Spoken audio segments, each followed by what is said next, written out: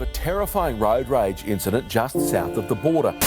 A road rage attack in Liverpool has been described by police as disturbing. Tamate Heki throwing up on the side of the Gateway motorway moments after committing the act that branded him a convicted killer. A man has been charged after an alleged road rage. A Gold Coast waitress bashed in a brutal road rage. This man forcing a pole through a U-boot. On a demolition mission. Police, it's the ambulance. After the alleged attack. He punched Jasman Merrigan, causing him to fall into the path of an oncoming garbage truck. The 50-year-old was killed instantly. And although nothing will ever bring Shane back to us, finally we have justice for him. Violence needs to stop. It is not and never will be acceptable to punch another person. Hi, my name's Jasman and this is my story.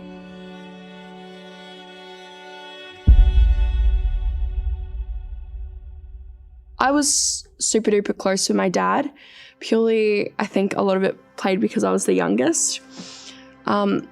We share a lot of really good memories together. He would make up songs with me. He would just be really engaged in my schoolwork and just wanting to know how my day went. On the day my dad died, I remember it so vividly. I remember what I was wearing, the atmosphere, the feelings, everything. It's pretty traumatizing, you can't really forget it. I remember I actually stayed home from school that day because I had a dentist appointment.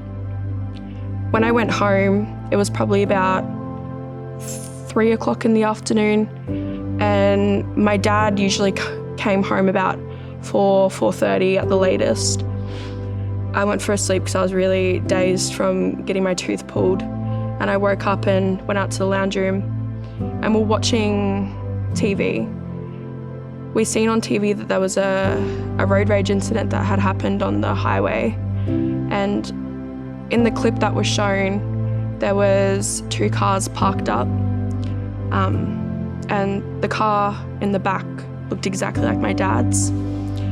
We seen sunglasses on the floor, and obviously we went into panic because you put 2 and 2 together, you start to freak out. We started calling my dad and he wasn't answering. And I remember my mum was freaking out. She was crying. She was like, it's him. And I was trying to reassure her that, no, he might just be a witness. He might just have to have his phone off. It's okay, he'll be home soon. But I knew in my heart that something wasn't right because my dad would have always picked up the phone on probably the 3rd call. So I remember that day when it happened, I went to the top of the driveway because I wanted to call Police Link, and I didn't want to do it around my family and make them really scared and even more upset than what they already were. I called Police Link and the lady on the phone said, we can't give you information, but can we have a description of your father just in case? So 13-year-old me is describing what my dad looked like and what he would be wearing if it was him, and explaining to her how scared we all are and how I can't comfort my mum for any longer, we need to know. Police Link said to me that if it was my dad, police cars will be coming to our house and kind of letting us know the horrible news. I remember I went back down to the house and I let my mum know, hey, I just called Police Link and told them a little bit of description about Dad just in case it's him. And at about 7 o'clock, we see 2 police cars pull up. And I just remember thinking, this is either my dad that has died or is the one that has done it. And either way, I wouldn't have been able to handle that. So the police came down and we all came out the front of our house, and I just remember the police taking their hats off and saying at 3:15 that day that my dad was killed on the highway. And when you hear that, you go numb. The world just goes really silent for a second because you don't know how to react. My brother, he reacted very angrily, but I just ran. I couldn't bear the thought the thought of my dad not being here with us anymore. The hardest thing about losing a parent or anyone you love is the milestones you get to miss out with them. My dad never got to teach me how to drive. He'll never get to walk me down the aisle, meet my children, scare off boyfriends, all the things that a dad deserves to do. And when it first happened, I got really angry that people could do that and I couldn't. I couldn't stand the fact that my friends got to, go to lunch with their dad dropped them off to a disco, anything like that. Like, I couldn't handle it. And it's still to this day, sometimes it really makes me upset, because as I'm getting older, there's more things that I just wish I could pick up the phone and tell my dad, like, Dad, I did this today, or Dad, I just wish you were here to see this. Like, I can't do that anymore. The last thing my brother said to my dad was, Dad, we're having a little boy. The whole pregnancy, they thought they were having a little girl. The day my dad died, they found out that they were having a boy. So they named him Jasman Merrigan after my dad. And I remember the last thing I said to my dad, which is kind of weird. He was watching, I remember he was sitting on the couch drinking a VB, about to go to bed, and he was watching botched tattoos, where they have really messed up tattoos and stupid stuff on them and they get them fixed. And I said to him, Dad, I'm gonna get a tattoo of you one day. And he said, no, you're not. Absolutely no way. And I think it's kind of cool that I have that last memory with him, even though it wasn't the best, but just the way he said it just always will remind me of his humor, because he was so funny and he just lit up the room. And it was like, I never felt like I grew up when I was with him, because he always made me feel like his little girl. There was so much that he gave to me when I was a child, and I'm so thankful that he let me be young and kind of was young with me. He wanted to run around and kick a ball. He wanted to put me on his feet and walk with me when I was 12. He just wanted to be a dad. When court was happening, it was definitely hard for all of us. I was at school at the time, and school kids aren't nice at all. No matter what you've been through, they don't care. They're going to bully you for anything. They're just going to make you miserable. And unfortunately, my dad's court case went on for such a long time. So when one court was done, another one was pretty much going to start. I remember kids, when I would have like days off for court, they would always say to people, oh, isn't it so much better without her here? Oh, she's just putting it on, like she's just acting upset, like she's just over-exaggerating.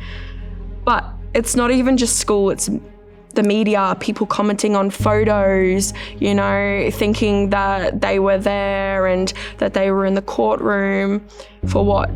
They were painting this negative image of my dad, that my dad was so aggressive and he just was out for blood. Not true at all. His old work that he worked for about 13 years, I think, they released a story to the media saying that my dad had 5 or 7 counts of road rage incidents reported to them. Not true. Nothing was reported to the police. He wasn't fired because of that. Plus, none of that could be used in court because it was false. But of course, the media released that, so then people were saying, well, Shane deserved to die. He deserved that. Look at him, is just as evil. He probably was instigating this. Like, it's not fair. They don't let families grieve. They just think that their opinions are so relevant and that they're some sort of detective that has a right to write all these things. Like, think of the family that are scrolling through, trying to just see the updates on their uncle's or cousin's court case that's going on. And they're seeing he deserved to die. It's like he needed this. Super duper not fair. And I think if anyone ever does that on social media, you should really take a second to think before pressing that post button, because there's always just a little bit of a story that people don't know. And at the end of the day, if you weren't in the courtroom, you wouldn't have known. In court, it was really bumpy because teammate Hecky that killed my dad was pleading not guilty. He was saying that he didn't cause my dad's death, the truck did. Court, media out the front. I remember we got off the train and we walked around the corner of the courthouse and they're just right up in your face, the media, and they are just screaming stuff out to you. I was underage at the time when my dad's trial went to court. And so my mum had to say to the media, this is my daughter, this is what she's wearing, this is her age. She can't be in any news reports, anything like that. But they don't listen. If you look up the court case, you can clearly see my face. They don't respect any boundaries because they're all waiting to get the best story and the best inside of things. But it's all just like a twist. One person will say something, but then someone else has to say it better. And they just take all of the spotlight off the perpetrator that actually has killed a father, a grandfather, a husband, and have put it on the victim. At the end of the day, who cares? If something happened and it was instigated, who cares?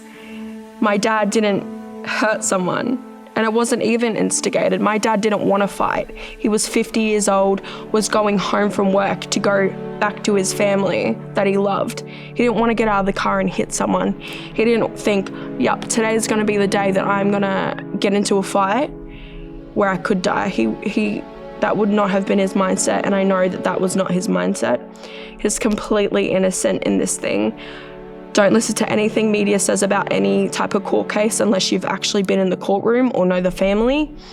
Respect boundaries. I think it's really important to also remember that your 1 to 2 minutes worth of anger can literally cause a lifetime of pain for not only a family that's lost their dad or families that their dad's going to jail, but to the people that were driving past that day, or the truck driver, or even the ambulance that was there trying to resuscitate my dad. There's just a lot of things to take into consideration when you're thinking, I'm so mad, I just want to hit this person. You could hit them wrong. They could fall and just, land on a rock and then die. You never know what situations can lead to, so just really have a think before this, because it's so hard knowing that everyone knows how your loved one has died, or they think like, oh, your dad was such a horrible person. You probably went through a horrible childhood because your dad was so abusive and aggressive. So you got to live with that. Like, people now think that my dad was so abusive because of media statements, and teammate didn't want to tell the truth that he actually had hurt my dad and he was the one that instigated this whole fight. There are a lot of people that are affected by it. I don't feel any hatred towards his family.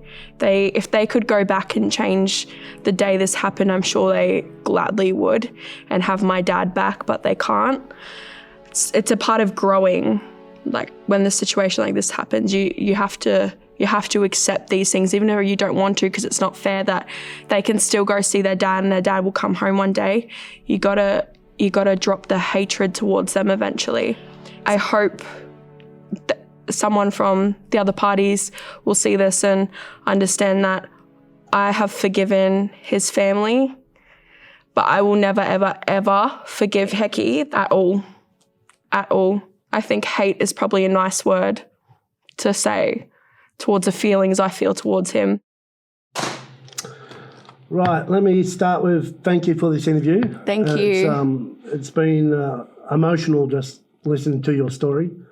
And you're a very strong person, and I really respect the way you've handled it and the way you've come across. Mm-hmm. So you had a great relationship with your dad? Yeah, 100%. He was always there. Yeah. No matter if he was even working away, he was always there. He'd always call. He was just the best father in the whole entire world. Awesome. Well, they're the memories you'll have forever. 100%. That relationship with the father and the youngest, especially. So how do you think the incident has changed you, changed your life, changed your family? When before Dad died, I was really into playing outside and riding motorbikes, riding horses. But then when Dad died, the world got really dark and cold, and I went down the wrong path, went down with wrong people because I didn't know how to cope. And it wasn't just me grieving. I had a grieving mother, older siblings that couldn't be there to really comfort me.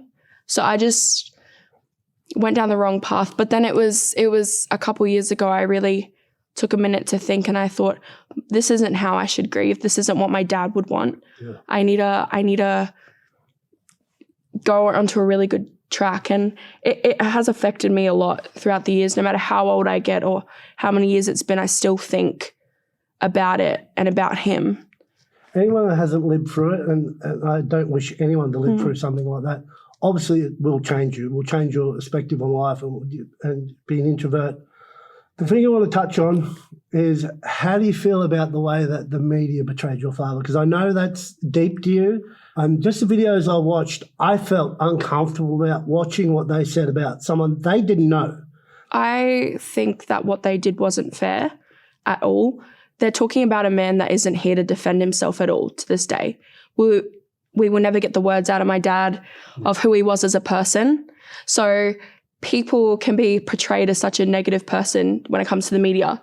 And I think they really should take into consideration, like I said before, grieving families.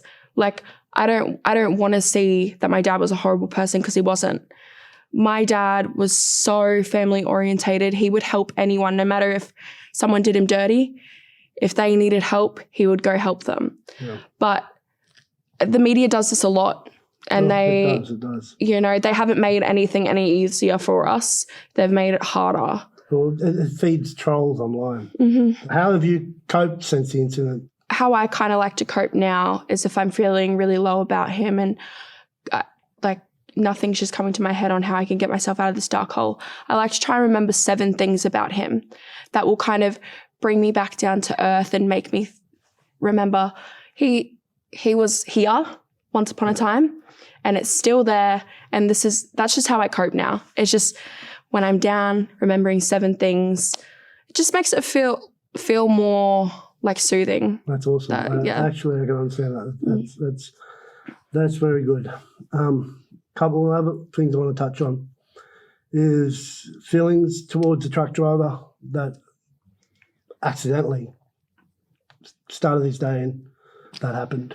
Yeah, I've got absolutely no hard feelings towards the truck driver. Not one bit of me could ever hate him, because absolutely no way is it his fault. It could have been you. It could have been me. That's right. It was just him that day, unfortunately. I know he'll feel a lot of guilt forever, because it would be very, very traumatizing, but no hard feelings at all. Okay. I want to ask this last question, but first I want people to understand and realise this was a 13-year-old girl. A 13-year-old you.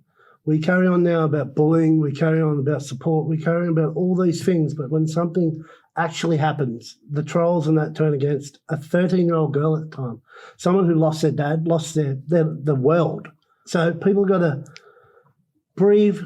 Don't be fuckwits. Honestly, that's the best word I can say. You know, Think about what you're doing. A 13-year-old girl at the time being coming on a troll.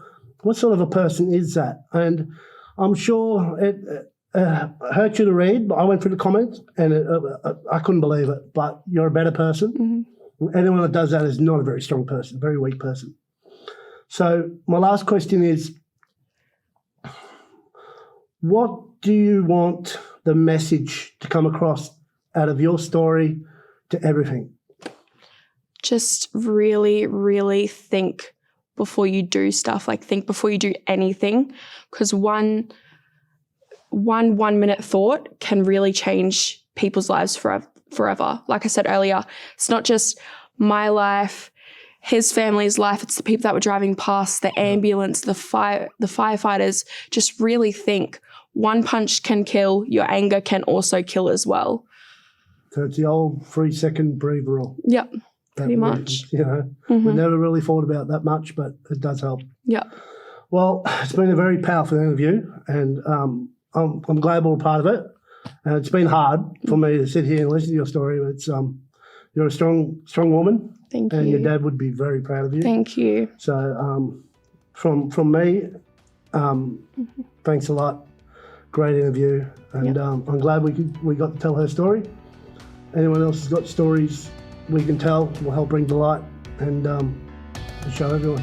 So thank you very much. Thank you for having me. No worries. Thank you.